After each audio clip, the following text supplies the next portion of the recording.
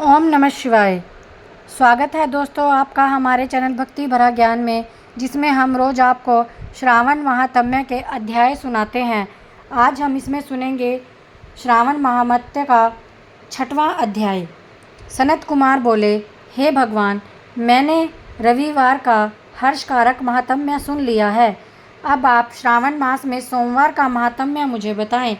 ईश्वर बोले, हे सनत कुमार, सूर्य मेरा नेत्र है, उसका महात्म्य इतना श्रेष्ठ है, तो फिर उमा सहित मेरे नाम वाले उस सोमवार का कहना ही क्या। उसका जो महात्म्य मेरे लिए वर्णन योग्य है, मैं तुमसे कहता हूँ। सोम चंद्रमा का नाम है और ये ब्राह्मणों का राजा है। यज्ञों का साधन भी सोम है। उस सोम के नाम के कारणों को आप सावधान होकर सुनिए, क्योंकि यह वार मेरा ही स्वरूप है, अतः इसलिए इसे सोम कहा गया है। इसलिए यह समस्त राज्य का प्रदाता तथा श्रेष्ठ है। व्रत करने वाले को यह संपूर्ण राज्य का फल देने वाला है। हे विप्र, इसकी विधि सुनिए। मैं आपको विस्तार पूर्वक बता रहा हूँ। 12 महीनों में सोमवार अत्यंत श्रेष्ठ है। उन मासों में यदि सोमवार व्रत करने में असमर्थ हो तो श्रावण मास में अवश्य करना चाहिए। इस मास में इस व्रत को करने से मनुष्य साल भर के लिए व्रत का फल प्राप्त करता है। सावन में शुक्ल पक्ष के प्रथम सोमवार को ये संकल्प करें कि मैं विधिवत इस व्रत को करूँगा या करूँगी। हे शिव जी, आप मुझ पर प्रसन्न हो। इस प्रकार चारों सोमवार के दिन, और यदि 5 हो जाएं तो उसमें भी प्रातःकाल ये संकल्प करें और रात्रि में शिव जी का भोजन करें। 16 उपचारों से सायंकाल में भी शिव जी की पूजा करें। एकाग्रचित होकर इस दिव्य कथा का श्रवण करें। हे श्रवण कुमार, हे सनत कुमार, इस सोमवार को कही जाने वाली विधि को सुनिए। श्रावण मास के प्रथम सोमवार को इस श्रेष्ठ व्रत को प्रारंभ करें।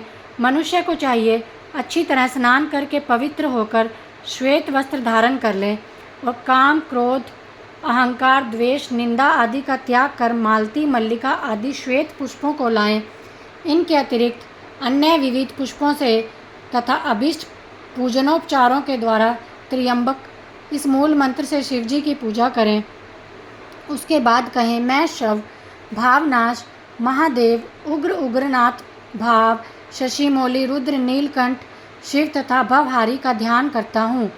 इस प्रकार अपने विभव के अनुसार मनोहर उपचारों से शिवजी का विधिवत पूजन करें। जो इस व्रत को करता है उसके पुण्य फल को सुनिए।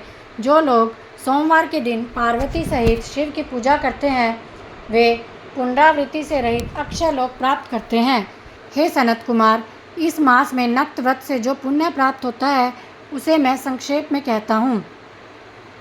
देवताओं तथा दानवों से भी अभेद्य 7 जन्मों का अर्जित पाप नक्त भोजन से नष्ट हो जाता है। इसमें संदेह नहीं करना चाहिए। अथवा इस प्रत्युत्तम व्रत को उपवास पूर्वक करें। इसे करने से पुत्र की इच्छा रखने वाला मनुष्य पुत्र प्राप्त करता है, धन चाहने वाला धन प्राप्त करता है, वह जिस जिस अभीष्ट की कामना करता है उसे पा जाता है। इस लोक में दीर्घकालिक वांछित सुख उपभोगों को भोग कर अंत में श्रेष्ठ विमान पर चढ़कर वह रुद्र लोक में प्रतिष्ठा प्राप्त करता है।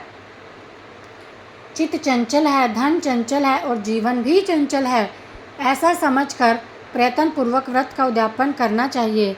चांदी के वृषभ पर विराजमान स्वर्ण निर्मित शिवजी तथा पार्वती की प्रतिमा अपने सामर्थ्य के अनुसार बनानी चाहिए और इसमें धन की कृपणता नहीं करनी चाहिए। इसके बाद एक दिव्य तथा शुभ लिंगोत्भद्र मंडल बनाएं। उसमें 2 श्वेत वस्त्रों से एक घट स्थापित करें। तांबे के ऊपर तांबे तथा बांस से बना हुआ पात्र रखें। उसके ऊपर उमा सहित शिव को स्थापित करें। उसके बाद श्रुति स्मृति पुराणों में कहे गए मंत्रों से शिव की पूजा करें। पुष्पों का मंडप बनाएं। उसके ऊपर सुंदर चंदोवा लगाएं। उसमें गीतों तथा बाजों की मधुर ध्वनि के साथ रात में जागरण करें। उसके बाद बुद्धिमान मनुष्य अपने गृह सूत्र में निर्दिष्ट विधि के अनुसार अग्नि स्थापन करे। फिर शव आदि ग्रह श्रेष्ठ नामों से पलाश की समिधाओं से 108 आहुति प्रदान करें। यव, व्रीहि, तिल आदि की आहुति आप्यायस्व इस मंत्र से दें और बिल्व पत्रों की आहुति त्र्यंबक तथा षडाक्षर ओम नमः शिवाय से प्रदान करें। इसके बाद स्वीकृत होकर होम करके पूर्णाहुति देकर शिवजी का पूजन करें। और बाद में उन्हें गौ प्रदान करें। उसके बाद 11 श्रेष्ठ ब्राह्मणों को भोजन कराएं और उन्हें वंश पात्र सहित 11 घट प्रदान करें। इसके बाद पूजित देवता को अर्पित सभी सामग्री आचार्य को दें। तत्पश्चात प्रार्थना करें, मेरा व्रत परिपूर्ण हो और शिवजी जी मुझ पर प्रसन्न हो। इसके बाद बंधुओं के साथ हर्षपूर्वक भोजन करें। इसी विधान से जो मनुष्य इस व्रत को करता है वह जिस जिस अभिलषित वस्तु की कामना करता है उसे प्राप्त कर लेता है और अंत में शिवलोक को प्राप्त होकर उस लोक में पूजित होता है।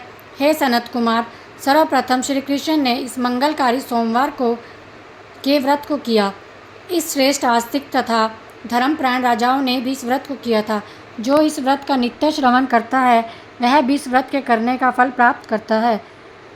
इसी प्रकार श्री स्कंद पुराण के अंतर्गत ईश्वर सनत कुमार संवाद में श्रावण मास महात्म्य में सोमवार व्रत कथन नामक 6वां अध्याय पूर्ण होता है।